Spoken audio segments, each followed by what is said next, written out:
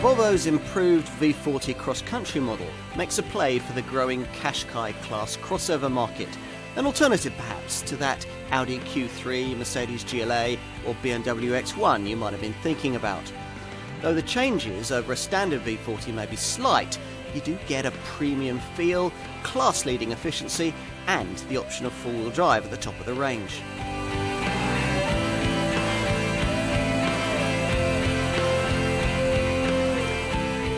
Qashqai-style crossovers now fill our roads, family hatchbacks with a touch of the outback about them.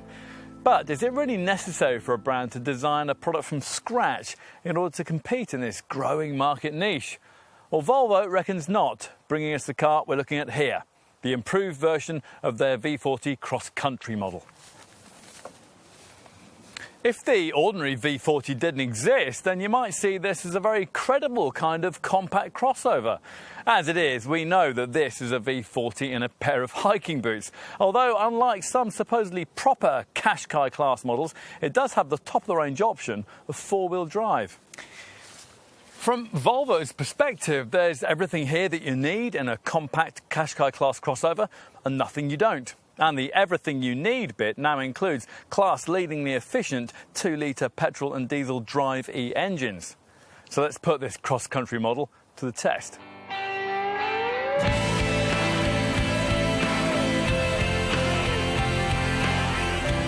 As a car maker, if you turn up in the segment for premium compact hatch models, then you'll need to come ready with a pretty dynamic drive package, given the opposition of the quality of BMW's 1 Series and the Mercedes A-Class. Now, in that regard, if you've done a little homework on this V40 before your test drive, then you might find yourself approaching a drive in it with something of a conflict of emotions. Let's be honest, dynamic handling isn't ordinarily something you'd expect from a Volvo. Yet, this one sits on a platform shared with the best handling family hatchback on the planet, Ford's Focus. But then, not so long ago, we were told that about the brand's smaller and surprisingly stodgy C30 Coupe. This car has to do better. And it does.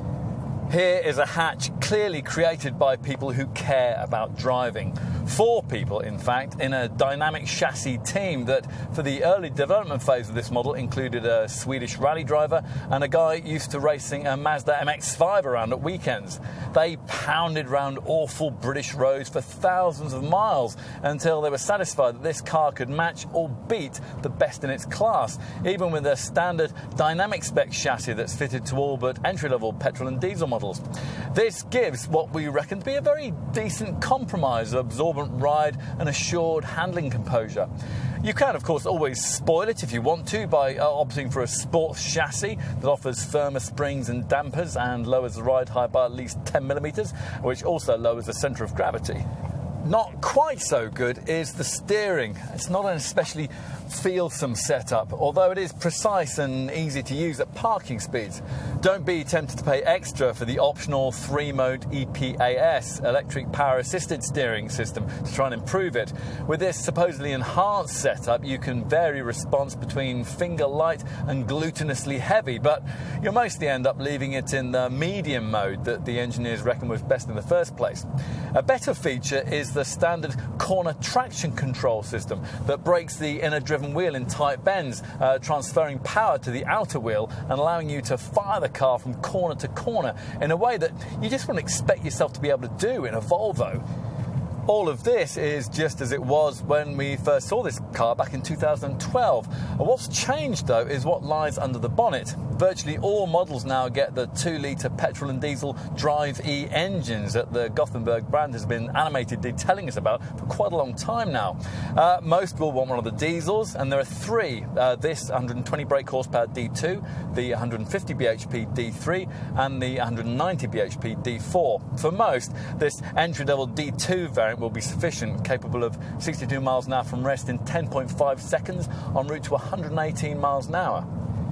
If you want a little more pulling power, then the mid-range D3 improves those figures to 8.4 seconds and 130 miles an hour, while the top D4, although just as efficient, manages 7.4 seconds and 143 miles an hour. If you prefer the idea of petrol power, then again there's a three-way choice of units. The 122 brake horsepower T2, the 152 bhp T3 or the rare 245 bhp T5. Again, the entry-level variant will be sufficient for most. That T2 capable of 62 miles an hour from rest in 9.8 seconds en route to 118 miles an hour, a touch behind the mid-range T3 model that improves those figures to 8.3 seconds and 130 miles an hour. In the top T5, you'll manage 7.4 seconds and 143 miles an hour in the two-wheel drive models, or 6.1 seconds and 130 miles an hour in the cross-country all-wheel drive variant. There's no ride height increase for the 4x4 cross-country variant, so light field tracks will be about its limit when it comes to off-road excursions. If you want to pay extra for automatic transmission, then you'll find it's a 6-speed unit on the two lower-order petrol and diesel variants. But at the top of the range, a more sophisticated paddle-shift 8-speed box is standard on the T5 and optional on the D4. And while we're dealing with product semantics, I'll tell you that the T2 and T3 petrol models use a 2-litre engine with manual transmission and an identically performing 1.5-litre unit if specified with an auto box. Who knows why? Ultimately, whichever engine and gearbox combination you choose, you'll get a reasonably rewarding package. No, it won't deliver to you the ultimate in driver feedback, but the setup's certainly confidence-inspiring, delivering all the sure-footed security you'd expect from a Volvo.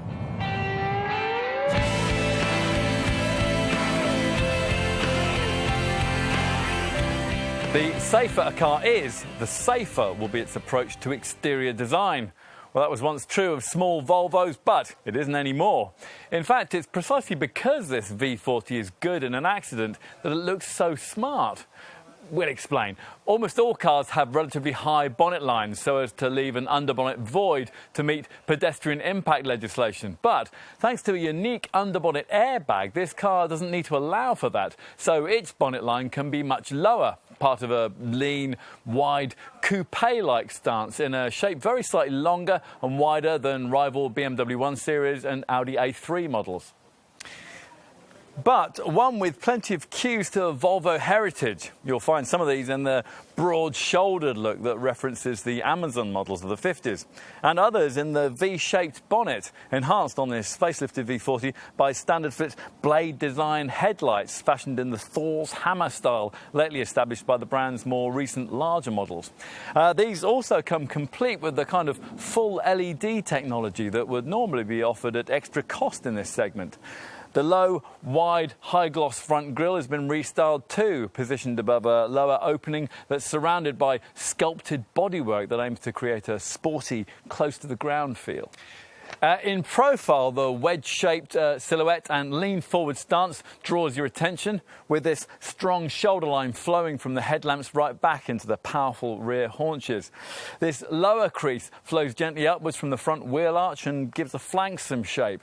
In short, it's a design that still looks very current.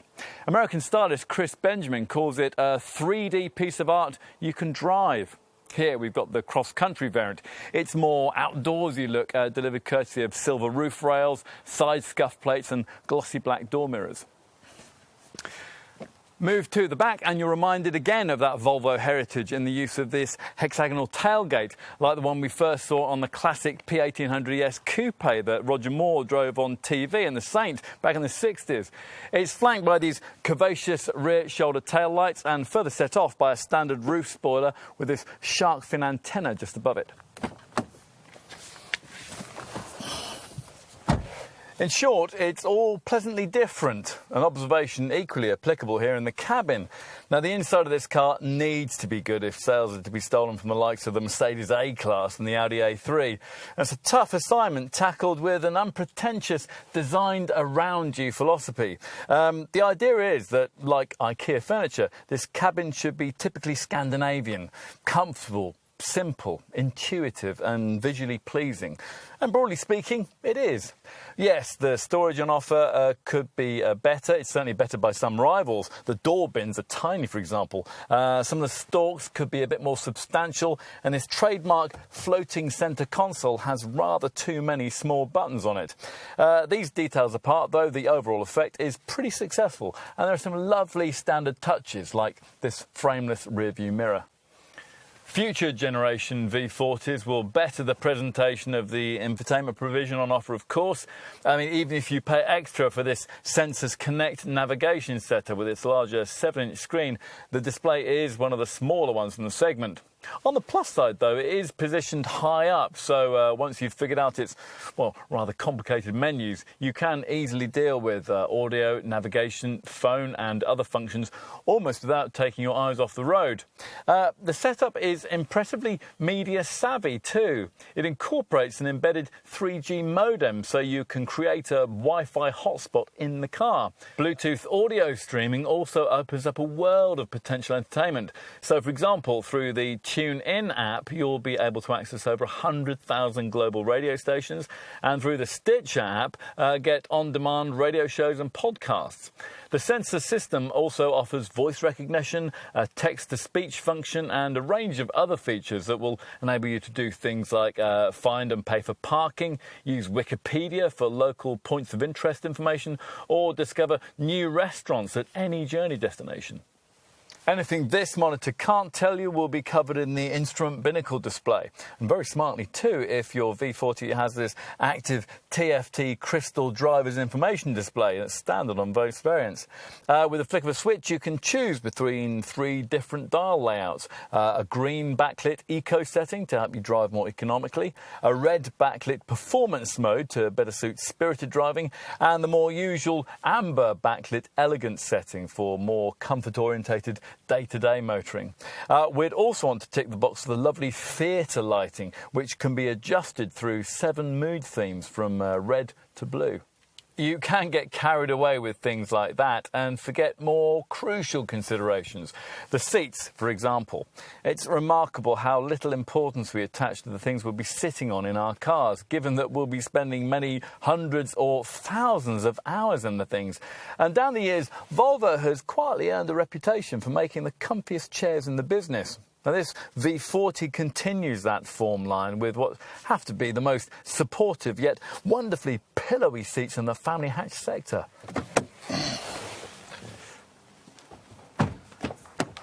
Courtesy of a curve on the door sill, access into the back isn't quite as easy as it is with some rivals.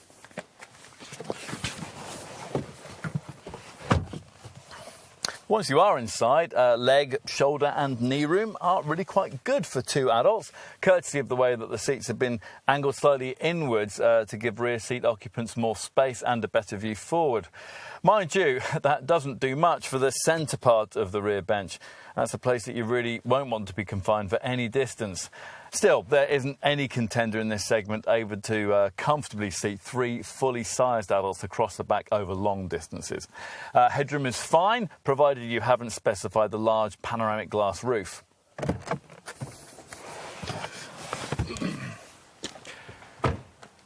And luggage room. Well, the boot is one of the smaller ones in the sector, with 335 litres on offer in diesel models and 324 litres in the petrol variant. And no, we don't know why there's a difference either.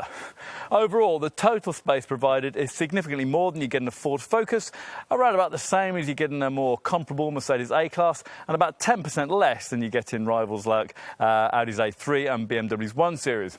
Get your items over this rather high loading lip and then stack them up to the roof, and the capacity rises to 402 litres in this diesel variant or 391 litres in the petrol model. It'll also help that you can make very good use of the space available. There are hooks for grocery bags and various optional load nets, load mats and boot organisers to help with that. We'd advise you to specify this optional twin floor arrangement, which makes the floor completely flat when you push forward the 60/40 split folding rear bench, at which point you'll still have concealed storage beneath. With the back seat flat, you'll have 1,032 litres of space to use in this diesel model, or 1,021 litres in a petrol variant. Should you regularly need to accommodate something really long, say a surfboard or a bike, you can even specify your car with a fold-forward front passenger seat.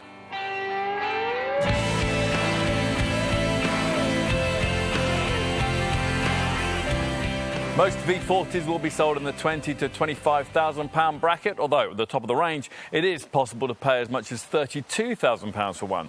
There's a single 5-door body shape, but 2 body styles, the standard one and this more SUV-like cross-country version, offered at £1,800 model-for-model premium over the conventional variant.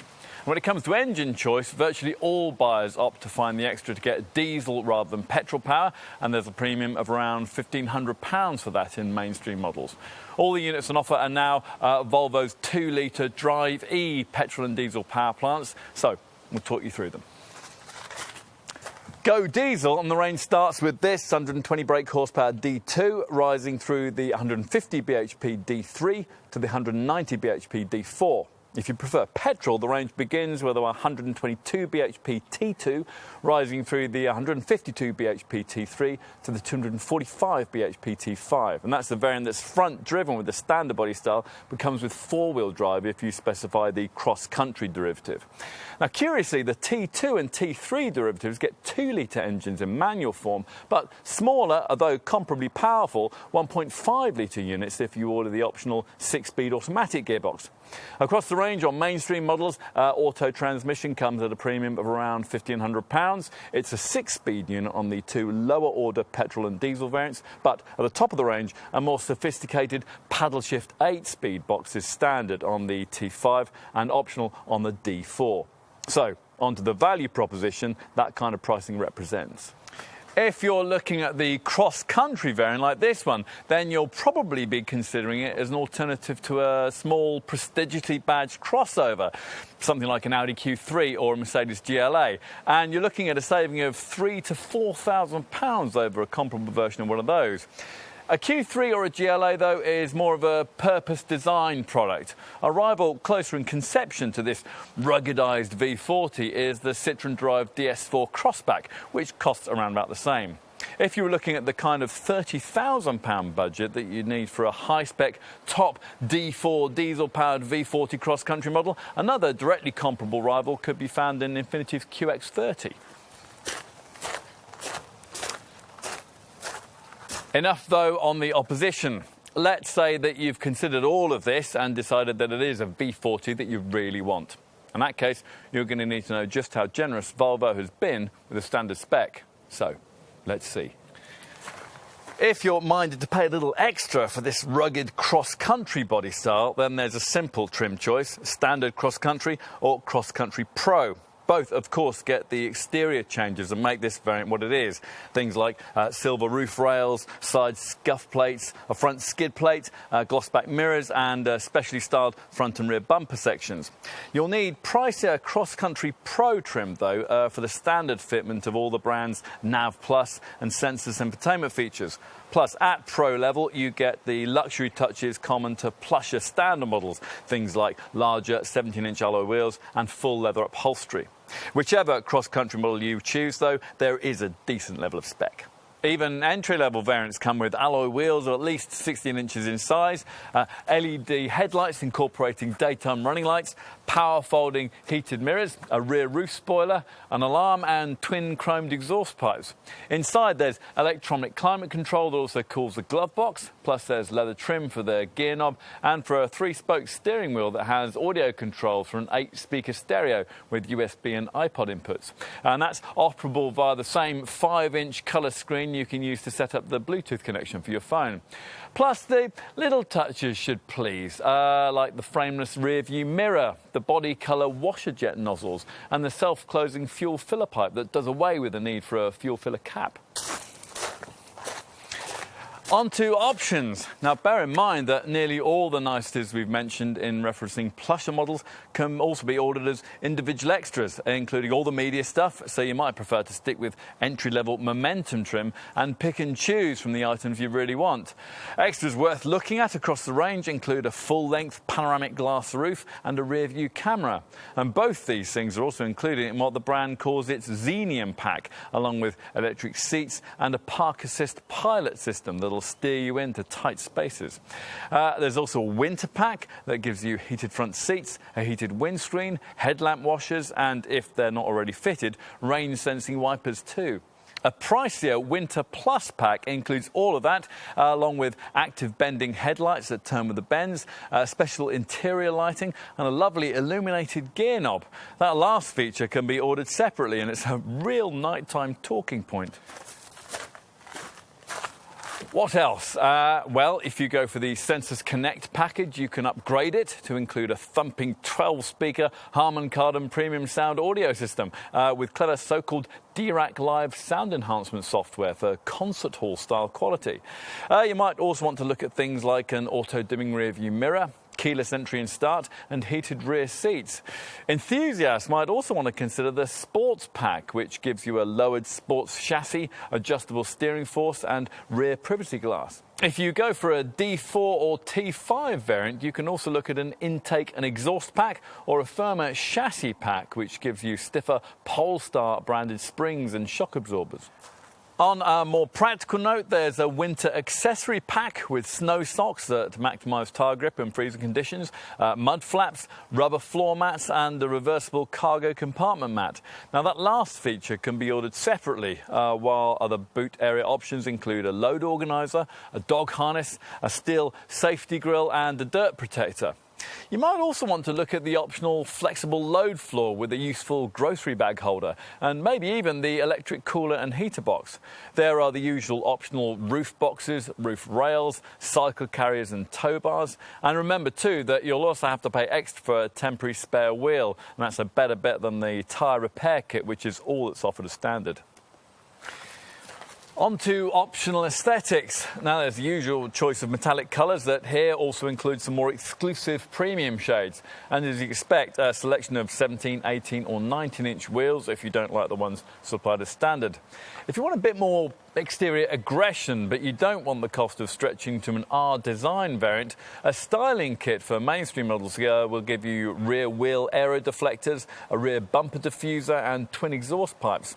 Buyers of the top D4 and T5 V40 derivatives can go even further with either a more aggressive styling pack or an even more dynamic Polestar performance pack that includes 19-inch Polestar wheels. Before going too far with any of this, though, make sure you leave a little extra budget aside for the advanced telematics that drive the Volvo On-Call system. Here you get an app that allows you to call for help in a breakdown or accident situation. In fact, the system will contact the emergency services automatically if the airbags are triggered, and it'll even help the police locate your car if it's stolen, and it'll allow you to lock or unlock the car with your phone from wherever you are. Very neat. So yes, your V40 can be very well equipped and class-leadingly clever, but it's also got its priorities in the right place too. And with any Volvo, that always means an overriding emphasis on safety. Appropriate from a company that has, since its creation in 1927, prioritised the preservation of its drivers, pioneering everything from the three-point seatbelt to side impact airbags. Today, the Gothenburg goal is that by the year 2020, no one anywhere should die or suffer serious injuries in a new Volvo car. And that's quite a target when you consider that at present, in China alone, around 600 people die on the roads every day. Achievable? Well, you do start to believe in it when you begin to examine the roster of safety kit developed for V40 customers. Now, the safety headline with this car is something you might not have come across before: a pedestrian airbag. Yes, you heard that right. An airbag on this car that looks after passers-by. Now, it's standard on all models and is operable in the 12 to 31 miles an hour speed bracket in which 90% of pedestrian accidents take place. Sitting just beneath the bonnet, it pushes the rear edge of the bonnet up in an impact, cushioning the area beneath and extending that same cushion a third of the way up the windscreen, just where a victim's head might land. Now this is key to the car's impressive 88% Euro NCAP pedestrian protection test score. And the organisation decided that the V40 was one of the safest cars it had ever tested, awarding this Volvo a 98% rating for adult occupant protection and a full house 100% score for safety assist. How was this all possible? Well, I'll give you some detail on that. More conventional V40 safety features include dual-stage front airbags on both sides, side airbags, a knee bag for the driver and inflatable curtains. There are also Isofix child seat fastenings, a rollover protection system, whips, anti-whiplash head restraints and the SIPS side impact protection setup. Now, to hopefully make sure you never need any of that, there's a DSTC, dynamic stability and traction control, along with the usual ABS braking assistance. Also, there's corner traction control, engine drag control to stop the wheels from locking during engine braking on a slippery surface, and even a trailer stability assist feature if you've fitted a tow bar. Also fitted to all models is a city safety system, and that's there to avoid low-speed urban accidents, courtesy of a radar that scans the road ahead for potential moving or stationary vehicles that you might be in danger of hitting. The setup will warn you if a collision is imminent and can even brake for you at speeds of up to 31 miles an hour. But this being a Volvo, you can of course go a lot further than that. If you've a little more in your budget, then you'll want to pay extra for what the company calls its IntelliSafe Pro Pack, which includes 10 key electronic safety features. So let's talk you through them. That city safety autonomous braking system I just mentioned has, say Volvo, cut accident insurance claims by 28% since it was first fitted to the brand's various models. So what if the effectiveness of that system could be extended so that it also operated at higher speeds and was able to pick up potential hazards from cyclists and pedestrians too? Well, that is exactly what the IntelliSafe Pro Pack's front collision warning with full auto brake and pedestrian and cyclist protection systems can do. They work via a combined camera and radar unit at the top of the windscreen that scans the road ahead as you drive and can pick out people and bikes as well as vehicles. As with CitySafe, the setup can brake for you at urban speeds, but can also brake to reduce the severity of any potential accidents if you're going faster than that too. On to other IntelliSafe Pro Pack features. An upgraded version of Volvo's clever BLIS blind spot information system now not only stops you from dangerously pulling out to overtake someone, but also informs you of cars fast approaching from the rear. Plus, thanks to a cross-traffic alert feature, it can warn you of approaching vehicles if you're reversing out of a parking space. Adaptive cruise control will automatically keep you a safe distance from the car in front on the highway, and when cruise control isn't on, a distance alert feature will warn you if you're too close to the car in front. Other IntelliSafe Pack elements include a driver alert control that monitors you as you drive and will alert you if you seem to be drowsy. A road sign information display feature. This will read road signs as you pass them and display them for you on the dash.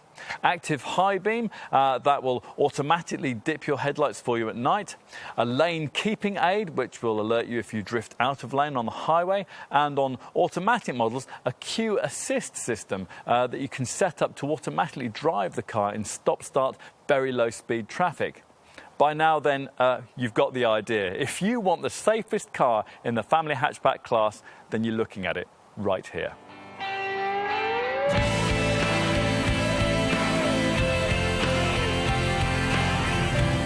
To give this V40 a real chance to make headway in the premium compact hatch segment, Volvo knew it had to take a class-leading stance on running cost efficiency, hence the considerable effort and investment the brand has expended on its 2-litre Drive-E petrol and diesel engine family.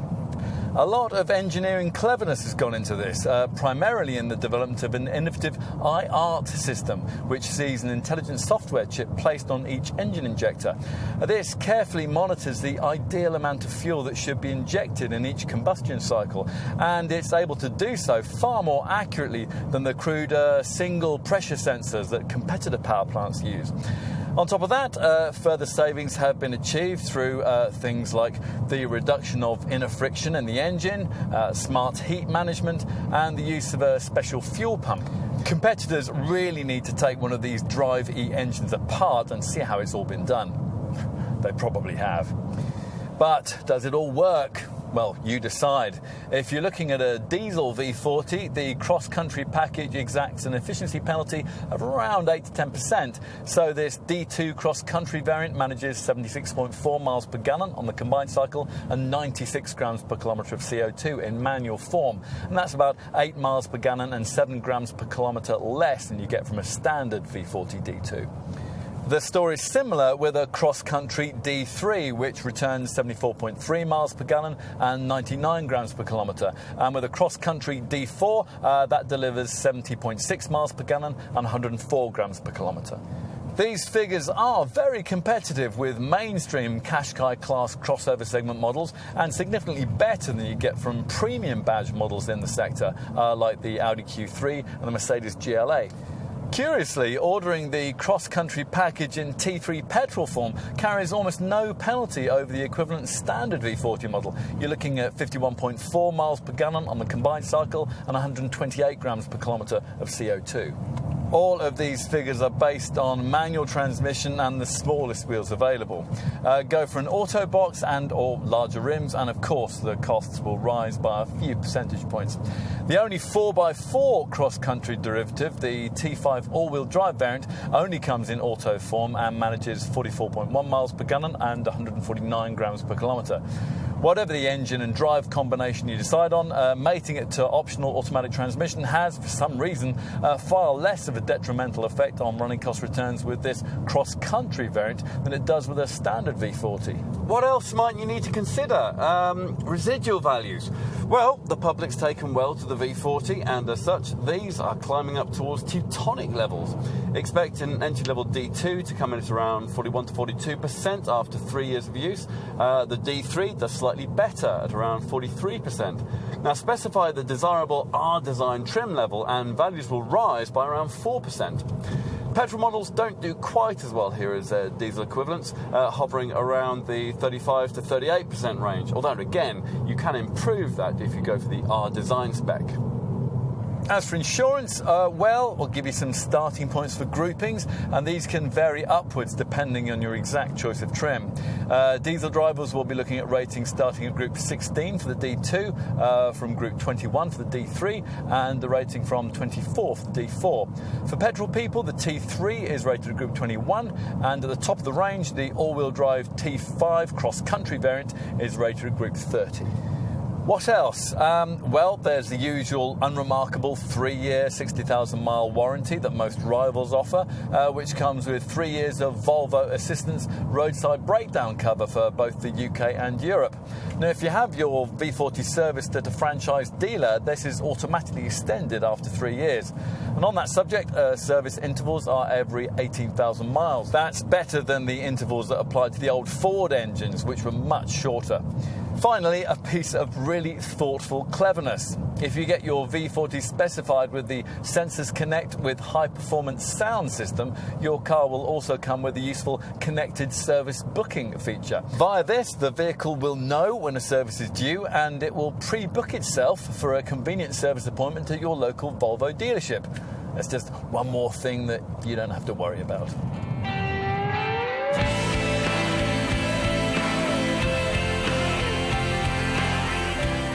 Volvo customers who might perhaps be a touch disappointed that the brand doesn't have a purpose-designed Qashqai-class compact crossover model may well be satisfied with this improved V40 cross-country. It looks the part and it's classy enough to compete with the smarter German brands.